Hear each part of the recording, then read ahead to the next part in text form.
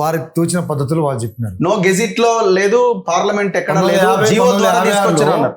1950 gazette లో కానీ 1956 gazette లో కానీ లంబాడీలు లేరు తెలంగాణ నుంచి అనేది వారు చెప్పిన మాటకు నేను కూడా అగ్రి అవుతున్నాను. మిస్ అయినాం అనే మాటే మా మాట.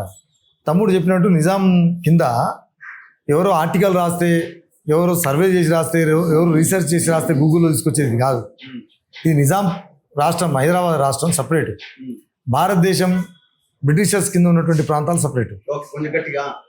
దాంతో నిజాం కింద వారు చెప్తున్నటువంటి రాజ్యాంగంలో మాకు అక్రమంగా రాలేదు, అక్రమంగా వచ్చి సక్రమంగా రాలేదు ఏదో చెప్తున్నారో నేను దాని ముందు మాట్లాడుతున్నాను. Hyderabad state separate.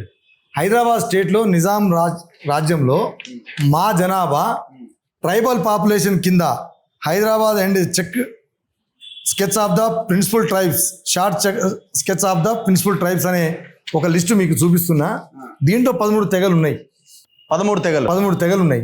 దాంట్లో 13 తెగలలో 11వ నెంబరు లంబాడా బంజారా అని ఉంది. మా జనాభా 31లో 1931 అంటే ఇప్పుడు కాదు, ఇది 3 లక్షలే ఉన్నట్టు, 3 లక్షల చిల్లర ఉన్నారు.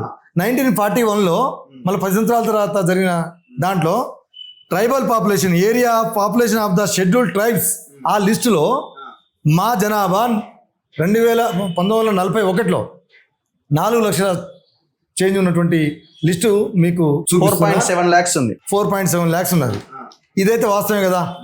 1931-41లో మేము అప్పటికి ట్రైబల్స్ అనే మాట వాస్తవమే కదా. ఏది ఫర్మానా ఇచ్చినటువంటి అప్పుడు ఉన్నటువంటి జనాభా లెక్కలు చేసినటువంటి లెక్కలు మీకు చెప్తున్నాను. తమ్ముడు చెప్పినటువంటి అంశము 50 గెజిట్లో లంబాడాలు బీసీలో అనేది ఇక్కడ గమనించాల్సింది ఏంటంటే, యాక్చువల్లీ దీనికంటే ముందు కూడా మీకు చెప్పాలి. ఇప్పుడు 1931-41 నిజాం హైదరాబాద్ స్టేట్దే కాదు, భారతదేశంలో కూడా ఒకటి జరిగింది. మేము తిండి గింజలు ఉప్పు సప్లై చేసినాం. ఎవరికి? మన సైనికులకు, యుద్ధం చేసే సైనికులకు, బంజారా బిడ్డలు చేస్తున్నామని. ఒక్క నిమిషం, మొఘల్లో కూడా ఆ దక్కన్ సైన్యాలకు కూడా చేసినాం, మన సైన్యాలకు కూడా చేసినాం. చేస్తుంటే ఒక మొఘల్ రాజ్యం నుంచి కూడా మేము సరఫరా చేసే దాంట్లో తర్వాత వచ్చినటువంటి పరిణామ క్రమంలో బ్రిటిషర్స్ వచ్చినప్పుడు కూడా మేము మన సైన్యానికి తిండి గింజలు ఇస్తున్న క్రమంలో మా మీద అప్పుడున్న